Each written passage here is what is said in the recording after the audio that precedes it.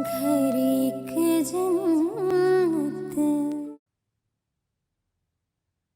बेटा, मुझे अंदाजा है कि सरमद अच्छा नहीं कर रहा, लेकिन अगर हम सब लोग मिलकर उससे समझाएंगे तो वो अपने इस इरादे से बाज आ जाएगा। मेरी माँ तो फिर भी वापस नहीं आएगी दादी। मैं सारा को यहां से लेकर चला जाऊंगा। मुझे इन बेमुरवत लोगों में नहीं रहना। दुनिया से जाने वाले लौट कर नहीं आते बेटा, लेकिन जो लोग इस दुनिया में होते हैं उनका भी कुछ हक होता है। नहीं दादी, मुझे इस घर से वहशत होने लगी।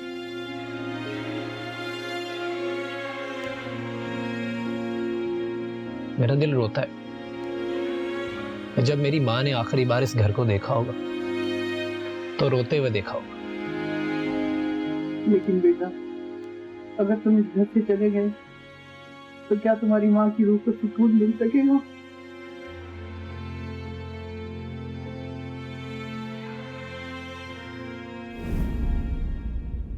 तानू ठीक कहती हैं सर।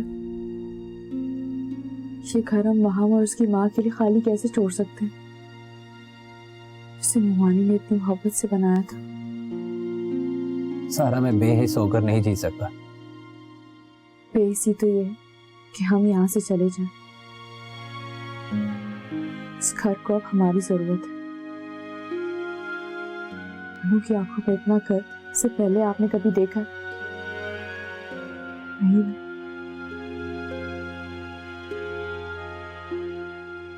ठीक कह रही है तू।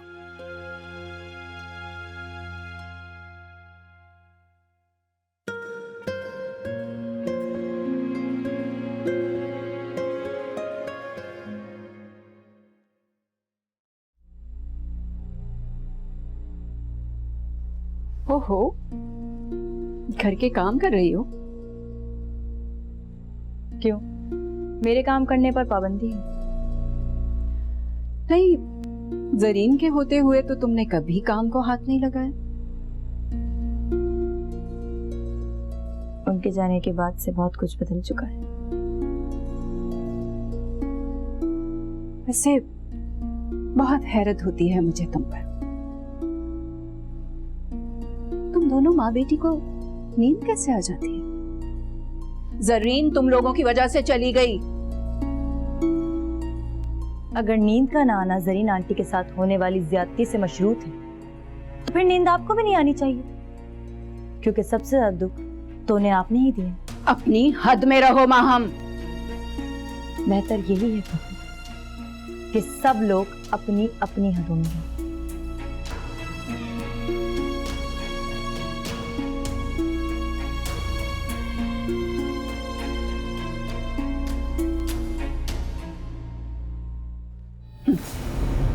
मुझे तो लगता था कि जरीन की औलाद बहुत मोहब्बत करती है उससे।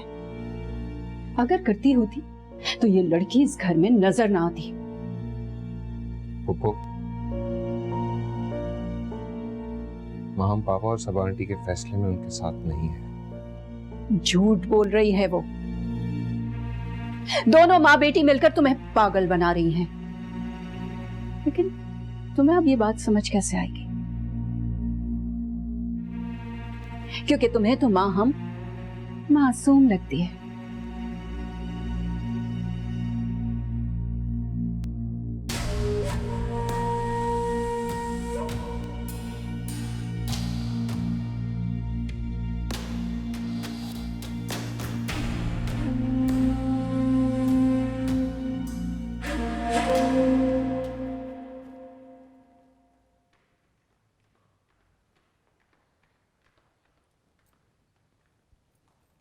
सैफ,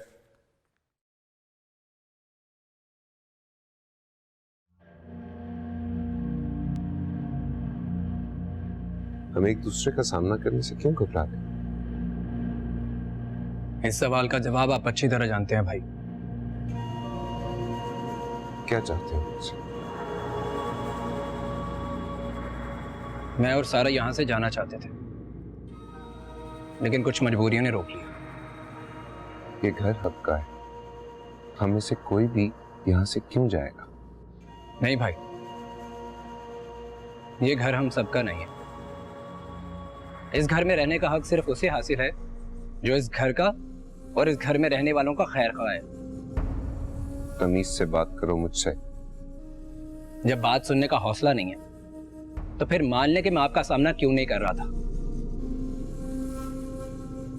सर, इस घर से और इस घर के लोगों से जितनी हमदर्दी और मोहब्बत तुम्हें है उतनी मुझे भी है। यहाँ पर जो कुछ हो रहा है मैं भी उस पर परेशान, लेकिन इसका ये मतलब नहीं है कि मैं बदतमीजी पे उतर आऊंगा।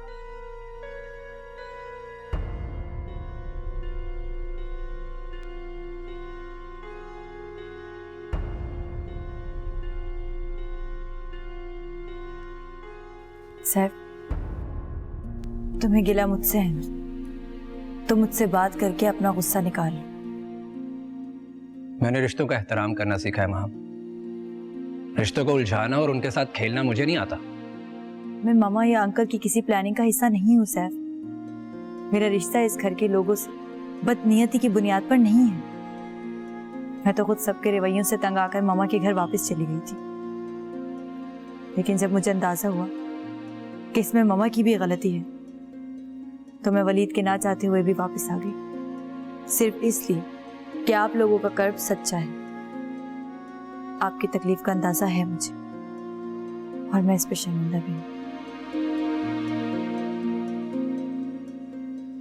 सैफ,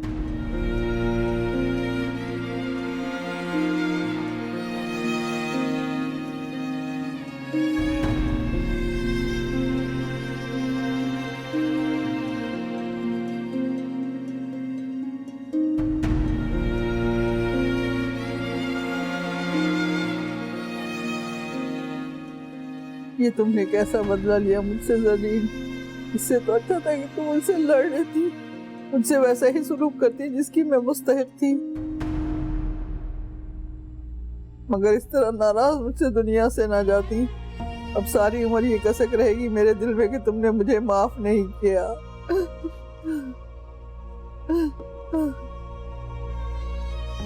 हाँ, प्लीज रोया मत करो। आंसू ज़रीन मानी को तकलीफ देते होंगे, बस उनके लिए दुआ किया करो दिल से। ठीक कहती हो मेरी जान। उसने कभी किसी को आंसू देना नहीं चाहे। वो तो हमेशा खुशियां और सुख बांटना चाहती थी। हमारी सारी बातों को बर्दाश्त करके इस घर को जन्नत बनाने में लगी रही और हमने उसे ही गवा दिया। हाय गज़ब। सानू प्लीज खुद को संभालो। हाय अल्लाह। रोया मत करो। ज़रीन, मैं तुझे कैसे भुलाऊं? हर लम्हे तेरी याद आती है। अरे मैं क्या करूं? मुझे सब्र नहीं आता, मुझे करार नहीं है। प्लीज खुद को संभाले, आप इस तरह मत रोया करो। अरे बेटा,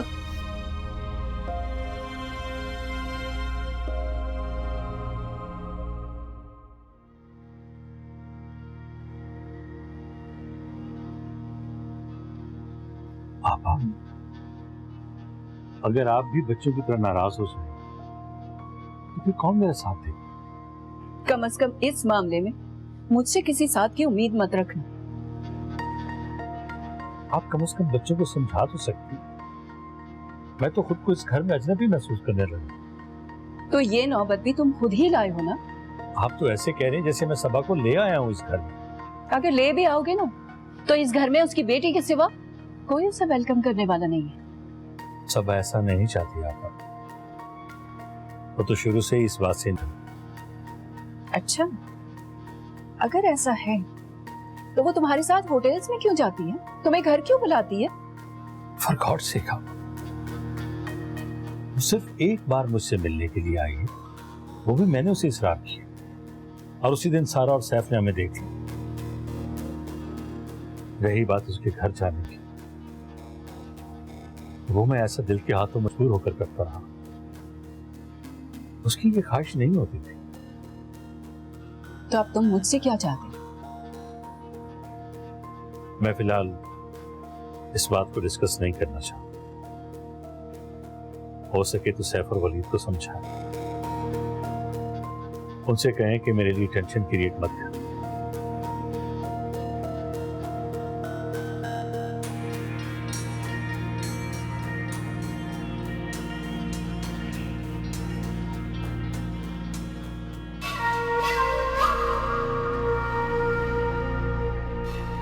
क्या सोच रही हो? सोच रही थी वक्त भी इंसान के साथ अजीब खेलता है। जब मुमानी की जरूरत और अहमियत को तस्लीम किया जाने लगा तो उन्होंने दुनिया से ही मुंह फेर लिया। अहमियत को तस्लीम नहीं किया गया था, बल्कि रद्द किया जाने लगा था।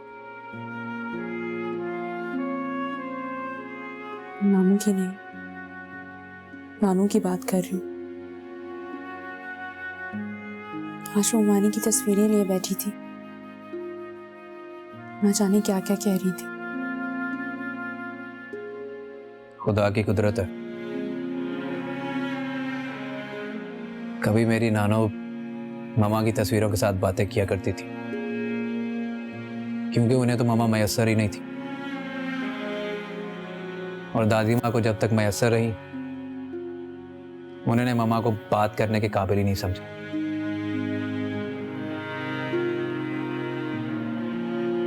खुदा नानू को सब्र दे कि गुजरा हुआ वक्त कभी वापस नहीं आता।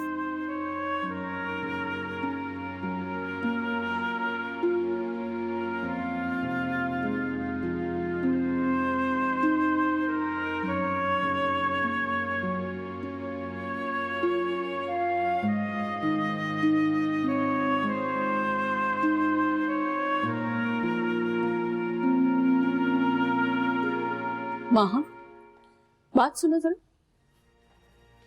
तुम्हें इस घर में अपनी मौजूदगी पर शर्म नहीं आती क्या? पापा, आपको जो कुछ भी पूछना है आप मुझसे पूछिए। माँ, हमसे पूछना इतना बुरा लगा तुम्हें? बिल्कुल भी नहीं, लेकिन जब आप माम की बात को एडमिट नहीं करेंगी तब मुझे जरूर बुरा लगेगा। इट्स ओके वली, आप जाएं, आपको देर होगी। अल्लाह हाफ़िज़। खुदा हाफ़िज़। कहाँ पहुँचने में देर हो रही है इसे? एक फॉरेन डेलीगेशन है, उससे मिलना है मुझे। आज वलीद ने मुझसे बहुत अजनबियत से बात की है। तुम्हारी तरफदारी में बोलते हुए वो ये भी भूल गया कि मैं अब इस घर में उसकी माँ के मकाम पर हूँ। जरीना आंटी का मुकाम कोई नहीं ले सकता पापा। ओह, ये तुम कह रही हो? तुम माँ बेटी को तो सिर्फ छीनना आता है। मैंने किसी से कुछ नहीं छीना। मतलब ये तो मानती हो कि तुम्हारी माँ इस मामले में बहुत एक्सपर्ट है। मैं आपकी बदगुमानियां तो दूर नहीं कर सकती, हाँ, लेकिन इतना जरूर कहूंगी कि ये घर मेरा भी है और इसके लिए क्या ठीक है क्या गलत उसका अंदाजा है मुझे। अगर ये घर तुम्हारा होता तो तुम्हारी माँ इस घर को अपना बनाने के ख्वाब नहीं देख रही होती। आप मुझसे सिर्फ मेरी बात कीजिए पुप्पू, मम्मा से रिलेटेड किसी सवाल का जवाब मेरे पास नहीं है। इतनी गैरत वाली थी तो रोकती ना अपनी माँ को।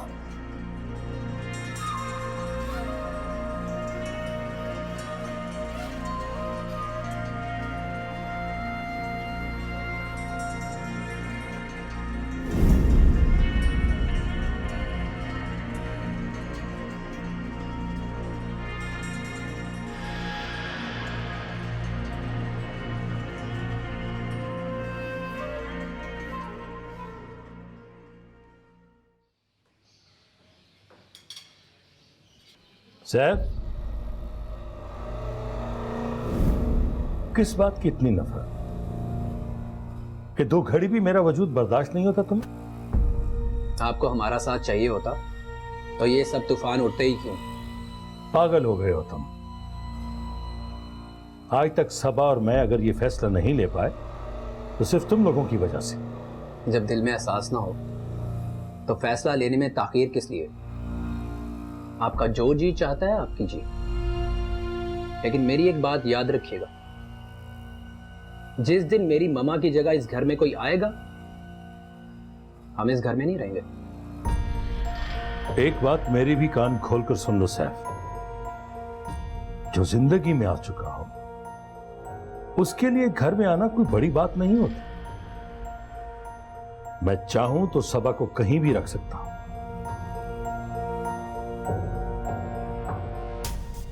इस घर का सुकून बिला वजह बर्बाद मत करो।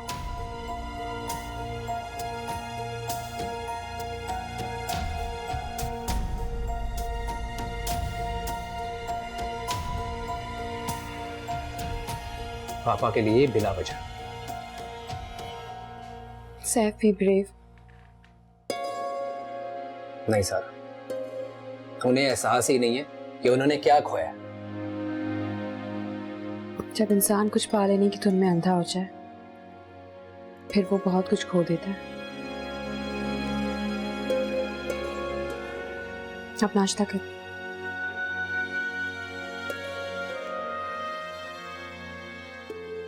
कैसी रही आपकी मीटिंग? अच्छी रही। तुमने खाना खा लिया? नहीं, फूफो लोग खा रहे हैं। अगर आप कहें तो मैं यहीं ले आऊं? हाँ, हमने सब लोगों के साथ रहना है, सब लोगों को फेस तो करना पड़ेगा। अगर आपका साथ हो तो मैं सबको फेस कर सकती हूँ। आज बाहर खाना खाने चले? जैसे आपकी मर्जी। एक मिनट। जल्दी आ जाओ। जी आई बस।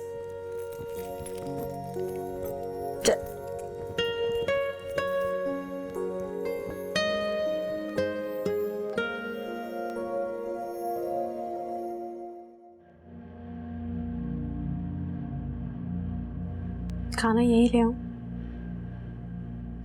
नहीं, खा लिया खाना। सैफ अब इस तरह छोटी छोटी बातों पे परेशान होंगी तो लाइफ कैसे गुजरेगी? ये छोटी छोटी बातें नहीं है सारा। भाई ने तो बिल्कुल ही अपनी आंखें बंद कर ली हर तरफ से। प्लीज आप उनसे मत उलझिएगा। तुम चाहती हो कि मैं भी अपनी आंखें बंद कर लूं? नहीं सैफ, मेरे कहने का मतलब है। मुझे नहीं आती सारा।